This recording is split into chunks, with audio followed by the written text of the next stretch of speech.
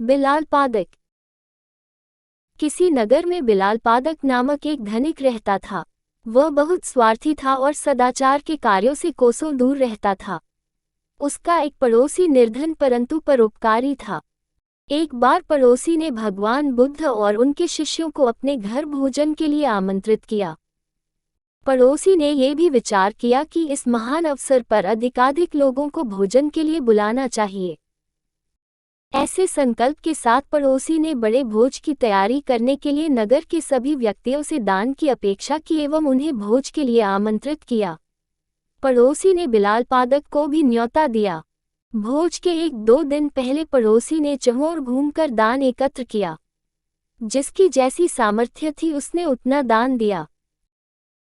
जब बिलाल पादक ने पड़ोसी को घर घर जाकर दान की याचना करते देखा तो मन ही मन सोचा, इस आदमी से खुद का पेट पालते तो बनता नहीं है, फिर भी इसने इतने बड़े भिक्षु संघ और नागरिकों को भोजन के लिए आमंत्रित कर लिया।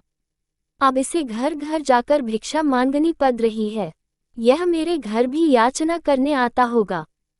जब पड़ोसी बिलाल पादक के द्वार पर दान मांगने के लिए आया तो बिलाल पादक ने उसे थोड़ा सा नमक, शहद और घी दे दिया।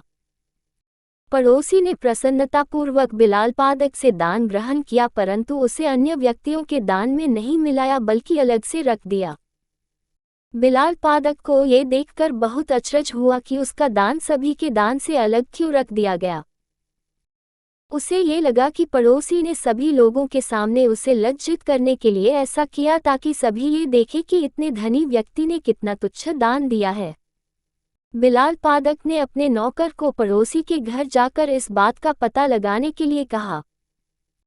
नौकर ने लौटकर बिलाल पादक को बताया कि पड़ोसी ने बिलाल पादक की दान सामग्री को थोड़ा थोड़ा सा लेकर चावल, सब्जी और खीर आदि में मिला दिया।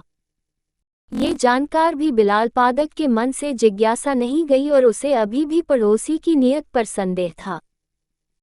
भोज के दिन वह प्रातः अपने वस्त्रों के भीतर एक कतार छुपाकर ले गया ताकि पड़ोसी द्वारा लज्जित किए जाने पर वह उसे मार डाले। वहां जाने पर उसने पड़ोसी को भगवान बुद्ध से यह कहते हुए सुना, भगवान, इस भोज के निमित्त जो भी द्रव्य संग्रहित किया गया है वह मैंने नगर के सभी निवासियों से दान में प्राप्त किया है। कम हो या अधिक, सभी ने पूर्ण श्रद्धा और उदारता से दान दिया, अतः सभी के दान का मूल्य समान है। पड़ोसी के ये शब्द सुनकर बिलाल पादक को अपने विचारों की तुच्छता का बोध हुआ और उसने अपनी गलतियों के लिए सभी के समक्ष पड़ोसी से क्षमा मांगी। बिलाल पादक के पश्चाताप के शब्दों को सुनकर बुद्ध ने वहां उपस्थित समस्त व्यक्तियों से कहा, तुम्हारे द्वारा किया गया शुभ कर्म भले ही कितना ही छोटा हो पर उसे तुच्छ मत जानो। छोटे छोटे शुभ कर्म एकत्र होकर भविष्य में विशाल रूप धारण कर लेते हैं।